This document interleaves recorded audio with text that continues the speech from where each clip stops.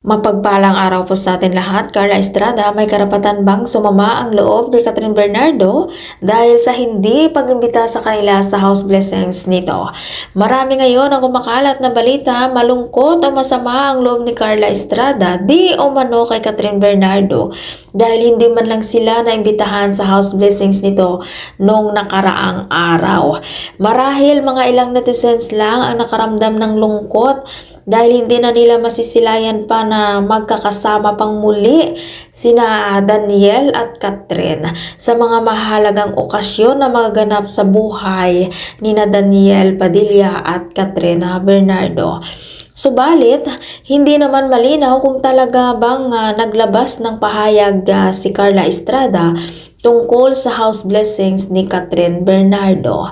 Pero ganoon pa man, kahit may pahayag man siya o wala, isa lang ang sigurado, hindi sila iimbitahan ni Catherine Bernardo para maiwasan na rin ang mga negatibong isyu sa kanilang mga buhay. At kung ikaw hindi pa nakasubscribe ng aking channel, mag-subscribe ka na sa aking channel, Ives Velasco. Maraming salamat po at mapagpalang araw po sa ating lahat.